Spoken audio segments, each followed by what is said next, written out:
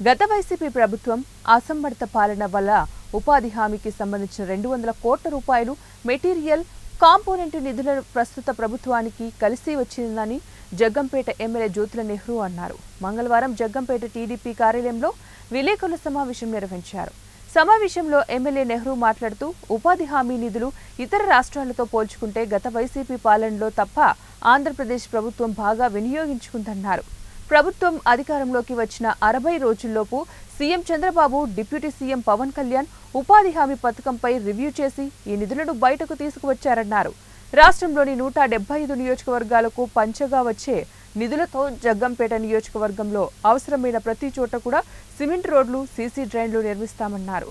మొదటి దశగా జగ్గంపేట, గోకవరం పంచాయతీలో పనులు మొదలు పెడతామన్నారు.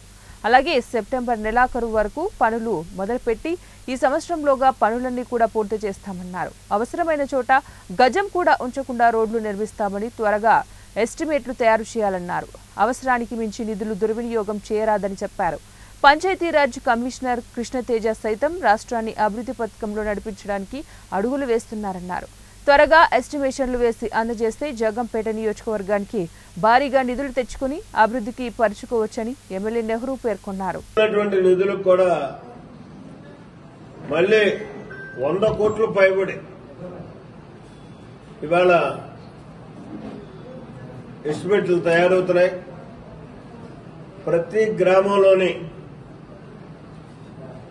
ఉన్నటువంటి మిగిలినటువంటి సిమెంట్, గతంలో మేము వేసినటువంటి సిమెంట్ రోడ్లు కాక మళ్లీ ఇవాళ వేయాల్సినటువంటి మిగిలి ఉన్నటువంటి సిమెంట్ రోడ్లన్నీ సంపూర్ణంగా పూర్తి చేసే విధంగా, డ్రైన్స్ అన్ని కూడా ఎన్ని డ్రైన్స్ ఉంటే అంత డ్రైన్స్ కూడా పూర్తి చేసే విధంగా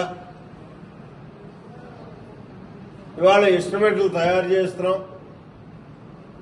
ప్రతి గ్రామానికి కూడా. అలాగే గ్రామాల నుంచి పొలాలకు వెళ్లేటటువంటి కొంత రోడ్లు అన్నింటినీ కూడా గ్రావెల్ రోడ్లుగా గతంలో వేసాం. నేను శాసనసభ్యుడిగా ఉన్నప్పుడు ఆనాడు చంద్రబాబు నాయుడు గారు ముఖ్యమంత్రిగా